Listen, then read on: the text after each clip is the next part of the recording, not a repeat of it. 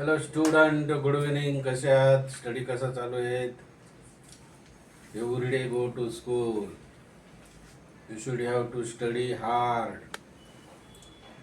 You will success only when study hard. बरोबर की नाही? अभ्यास चांगला केला. You solve exam. Many examples are there in physics, chemistry as well as in mathematics. Day after tomorrow we will have to study integration and derivation. Before that, I would like to teach you about the physics. You know the mass unit in chemistry. बरोबर की नाही? SO4, H2SO4, HCl. What is the mass unit of H? Hydrogen 1 and chlorine is 35.5. The total mass unit of hydrochloric acid will be 36.5. You know the mass unit of sulfur, गंधकाचा mass unit 32 आणि ऑक्सिजनचं 16. H2SO4 means 4 multiplied by 16. 16 4s are 48. 16 चौक 64. 16 चौक 64 आहे की नाही? आणि 16 त्रिक 48. 16 3s are 48. अशा प्रकारे प्लस करेन. पहिले जे ॲटम असतील, how many atoms are there in H2SO4 molecule? H2 there are 2 hydrogen atom, therefore 2 multiplied by 1. S is only 132 plus O4 4 multiplied by 16. 16 4s are 64. 16 चौक 64 आणि याची काय करायची addition. You will get the mass unit of molecular sulphuric acid. अशा प्रकारे केमिस्ट्रीचं आहे. Now today we are going to learn physics unit. Most of fundamental unit you know, mass, length and time, second. You know the speed. What is the formula of speed? Speed is distance upon time. Speed is equal to distance upon time. म्हणजे गती बरोबर काय? अंतर छेद काळ किंवा वेळ. गती बरोबर अंतर छेद वेळ. मग त्याचं युनिट काय येईल?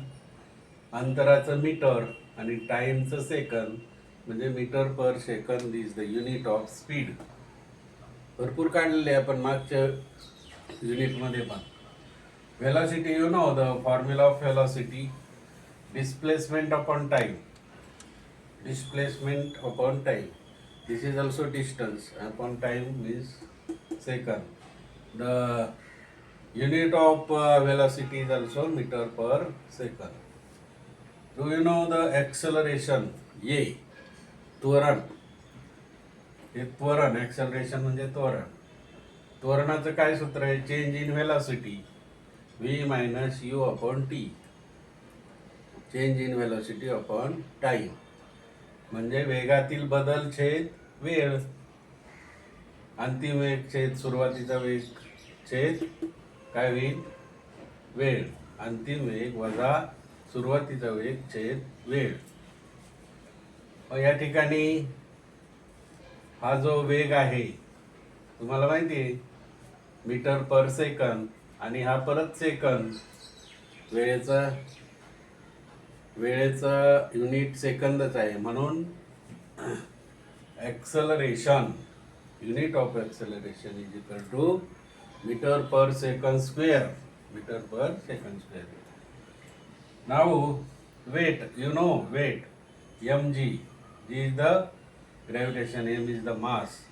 Also unit of weight is a Newton.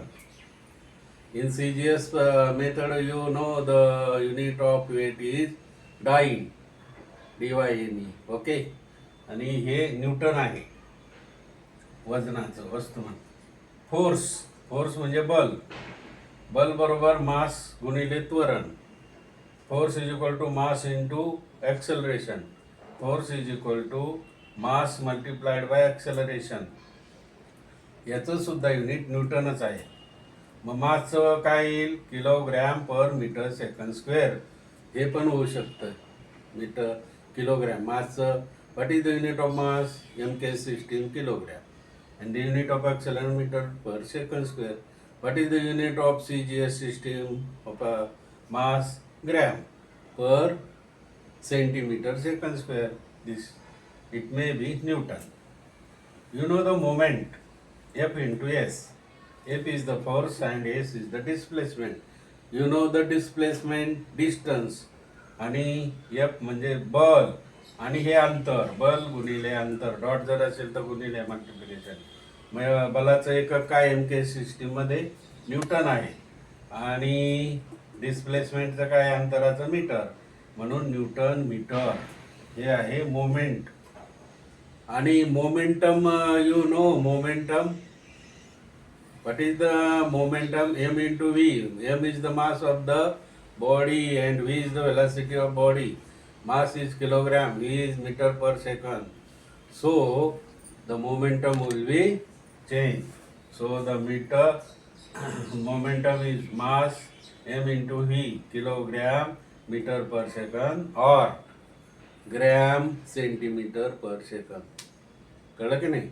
Share करा मित्र, लाईक करा आणि सबस्क्राईब करा. सर्वांना फिजिक्समध्ये लिहून घ्या. ओके.